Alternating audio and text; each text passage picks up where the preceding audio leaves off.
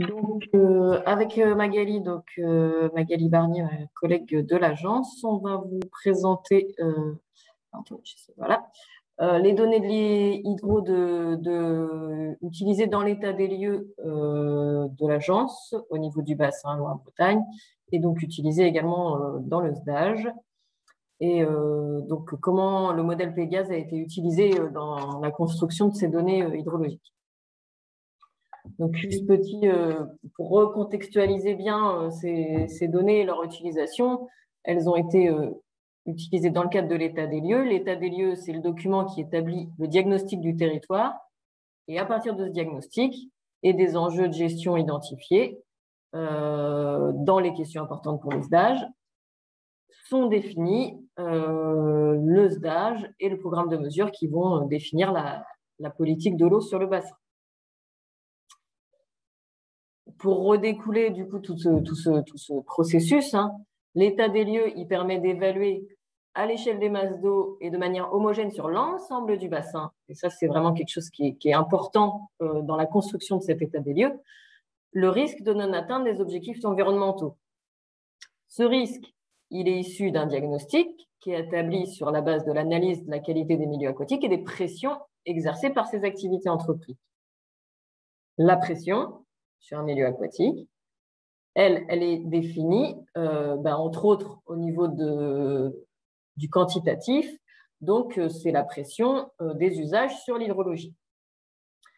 Et c'est là que j'en viens à l'hydrologie, puisque la pression hydrologique, elle est définie pour chaque masse d'eau et elle est évaluée pour déterminer si oui ou non cette pression hydrologique, donc les usages rapportés à l'hydrologie d'une masse d'eau, si cette pression est significative, c'est-à-dire si les usages, les prélèvements, puisque c'est usage plus évaporation, représentent, en grossissant le trait, en généralisant plus de 50% du débit d'étiage considéré, eh bien, on va dire que la pression, elle est à l'origine du risque de non-atteinte du bon état, et donc, elle est classée en risque au niveau de l'état des lieux, et va en découler toute la politique du SDAGE. Ce qui nous intéresse donc aujourd'hui, c'est bien comment on va définir cette hydrologie sur l'ensemble du bassin pour pouvoir évaluer la pression. L'idée générale, c'est bien de répondre à la question, est-ce que le milieu aquatique considéré est capable de supporter l'impact des activités anthropiques s'y rapportant? L'évaluation de la pression hydrologique, elle est donc conduite sur une période d'étiage, puisque c'est la période de plus forte vulnérabilité des milieux. Le souhait au niveau de la construction de l'état des lieux, c'est un objectif de gestion structurelle de la ressource, enfin de protection, je dirais plutôt structurelle de la ressource en eau. Donc, c'est pas de s'intéresser à des événements extrêmes.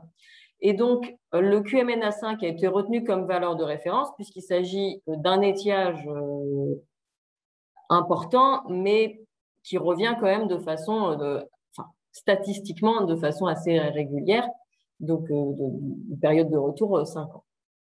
Donc, c'est pour ça que l'hydrologie de l'état des lieux s'est basée sur le QMNA5. Et c'est donc les valeurs de QMNA5 de la banque hydro que Olivier a présenté juste avant nous, qui vont servir en fait de données statistiques d'entrée pour le modèle Pégase. Donc effectivement, peut y avoir, comme l'a précisé Olivier, des différences de QMNA5 par rapport à ce qu'on va enregistrer, ce qu'on peut lire actuellement dans la banque hydro, puisqu'on a pris une période considérée de 1980 à 2015 comme référence en entrée. Donc, avec, pour toute modélisation, comme l'a expliqué Olivier, une difficulté de répartition des stations hydrométriques qui ne permet pas de couvrir tous les BV. Effectivement, je vous ai remis la carte. Alors, je dois avoir une erreur sur la comptabilisation des stations, puisque Olivier disait que c'était 130 stations sur la Bretagne, et je pense qu'il a des valeurs plus à jour que les miennes. Et donc, sur la base de ces stations hydro existantes et des QMNA5 enregistrés sur ces stations existantes, au niveau de l'Agence Loire-Bretagne, on utilise le modèle Pégase pour modéliser à l'exutoire de chaque masse d'eau un débit d'étiage qui est une interpolation des QMNA5 enregistrés dans la banque hydro. Donc, je vais laisser Magali Barnier vous présenter la suite de la présentation pour rentrer un petit peu plus dans les détails de ce modèle Pégase.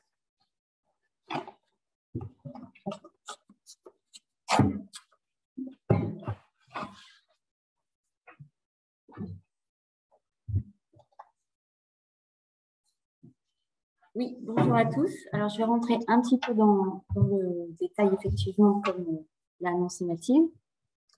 Donc, effectivement, la méthode utilisée donc pour avoir des débits modélisés sur chaque bassin versant, même s'il n'avait pas effectivement de données.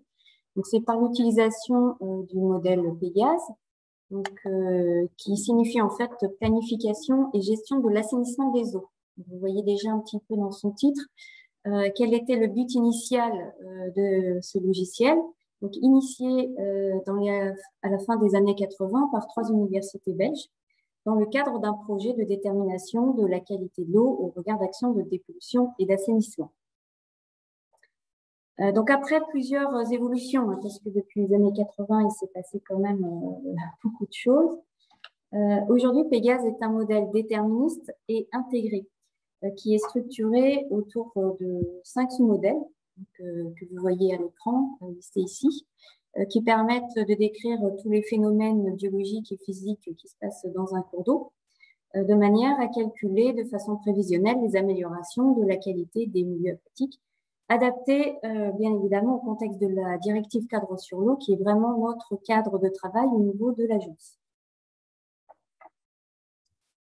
Donc là, vous avez une vue schématique un petit peu des données d'entrée et de sortie de Pégase, donc, qui vous indique effectivement qu'en données d'entrée, on va retrouver la structuration du réseau hydrographique du bassin, de l'occupation des sols, des données hydrométéo, puis effectivement de toutes les informations dont on peut avoir connaissance concernant les différents types de rejets. Et cela nous permet, donc après le moteur de calcul, d'avoir des sorties. Donc aussi bien des profils en long sur des concentrations par paramètre, les valeurs hydrologiques, des bilans de charges polluantes, donc vous avez ici le schéma des bilans, des cartes de qualité, et puis aussi ça nous permet donc en tant qu'outil de planification de comparer différents scénarios de simulation, donc sur un paramètre donné en fonction de la situation ou des valeurs de rejet qu'on veut bien affecter. Donc, toujours dans le souci de prévoir un petit peu l'influence que peut avoir les modifications de rejet sur la qualité. Donc aujourd'hui, par contre, ce n'est pas vraiment le sujet. Donc je reviens à ce dernier. Donc vous l'aurez compris, Pégase n'est donc pas un modèle hydrologique à la base de type modèle pluie-débit, mais plutôt un modèle qu'on pourrait presque qualifier d'hydroécologique, mathématique, qui vise à reconstituer donc, le fonctionnement des rivières et de leurs bassins versants en représentant donc, de façon informatique tous les processus physiques et biologiques qui animent l'écosystème aquatique. Et donc, dans le but est de décrire, non pas justement d'avoir une description fine des évolutions temporelles, mais bien de fournir une image de la qualité de l'eau dans des conditions hydrologiques caractéristiques que l'on se donne. Alors, comment Pégase procède? Donc, on utilise effectivement toutes les données de mesure qui sont disponibles dans la banque hydro à partir des débits qui ont été mesurés. Donc, on va calculer des débits pseudo-naturels au point de mesure. Donc, effectivement, on a vu qu'il y en avait 130 sur le bassin. Donc, pour ces 130 points, Pégase évalue les débits pseudo-naturels. Ensuite, pour chaque zone hydro, donc des débits spécifiques. Donc là, effectivement, on revient à l'unité de mesure. sont calculées d'amont en aval. Donc là, je vous ai mis un petit schéma qui vous explique un petit peu le processus de calcul. Donc, vous voyez ici, vous avez 2 points de mesure. Donc, avec les débits observés à 48 secondes et puis ici, excusez-moi, une fausse manœuvre. Donc, ici, on est à 60. Alors, attendez, c'est que j'ai un petit problème d'affichage. Voilà. J'avais toute la liste des participants qui m'a masqué le schéma. Donc, je reviens au schéma. Vous avez donc ici un petit sous-bassin versant de 25 km² avec une mesure à 48 secondes. Et puis ici, donc, un grand sous-bassin versant donc de 100 km², mais en fait de 75, puisqu'on enlève les 25, avec une mesure à 100 litres secondes. Donc, effectivement, si on fait les 100 moins 48 secondes, on a 60 litres secondes pour ces 75 km². Et donc, on obtient un débit spécifique de 60 litres secondes et pour le premier de 40 litres secondes. Et donc, Pégase va faire ainsi tout au long du réseau hydrographique et en fonction de l'ensemble des données mesurées. Et à partir de ces débits spécifiques, eh bien, en fonction justement de la surface de chaque bassin versant et des prélèvements à port, il va recalculer les débits donc, à l'exutoire de chaque masse d'eau. Parce qu'on est toujours dans le contexte de travail qu'a évoqué Mathilde, de l'état des lieux, qui vise bien à déterminer des débits à l'exutoire de chaque masse d'eau. C'est un point important à avoir à l'esprit par rapport à la méthode utilisée et effectivement aux objectifs que l'on se donne. Donc effectivement, Pégase ne fournit qu'une évaluation des QMNA5 ne fournit pas donc une évaluation des QMNA5 au sens statistique du terme, mais bien une interpolation des débits. Donc avec dans l'esprit d'un calcul continu et cohérent.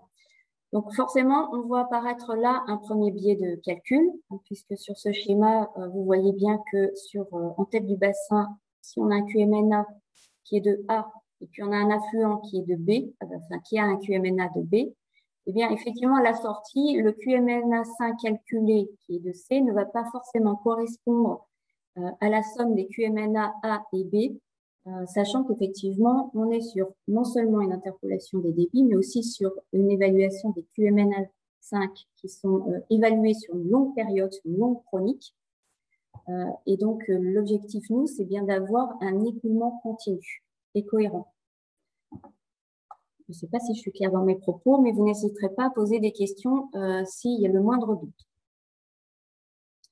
Alors, autre limite et incertitude du modèle, c'est que pour les petites rivières ou ruisseaux qui sont affluents des grands cours d'eau sur lesquels il y a des stations de jaugeage, les interpolations vont se faire donc à partir des valeurs fournies et vont donc pouvoir conduire, dans ce cadre-là, forcément à des surestimations des débits calculés pour ces petites rivières et les ruisseaux éventuellement affluents.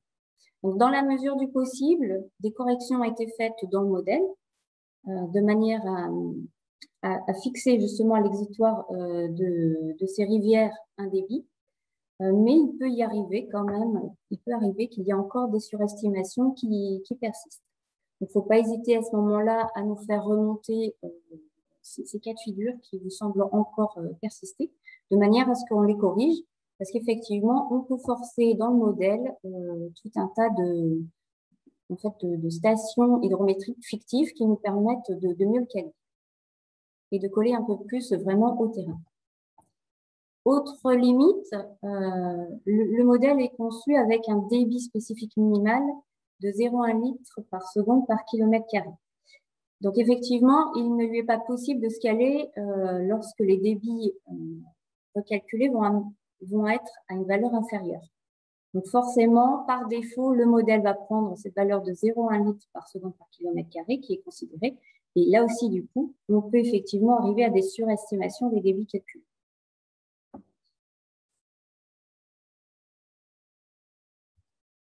Donc voilà, donc c'est ce qui nous permet après d'aboutir à cette carte des débits donc à l'exutoire des masses d'eau, et qui est disponible bien évidemment sur notre site SDAGE Sage Haut Loire-Bretagne. Donc là, on vous a remis le lien qui permet d'y accéder. Donc, par rapport à toutes les données et méthodes qui sont disponibles dans le cadre de l'état des lieux 2019. Et à ce niveau-là, donc, en fait, il faut aller chercher le fichier Excel attributs physiques masse d'eau. Donc, ça vous permet d'accéder à l'ensemble des valeurs, parce qu'effectivement, sur la carte, ça n'est pas toujours facile de voir quelles sont les vraies valeurs attribuées. Mais là, avec le fichier Excel, vous pouvez sans difficulté regarder si ça vous paraît cohérent. Et effectivement, tout est... enfin, on a effectivement des projets QGIS également disponibles. C'est ça, hein? Ça, c'est bon. D'accord. Merci. Voilà. J'en ai fini.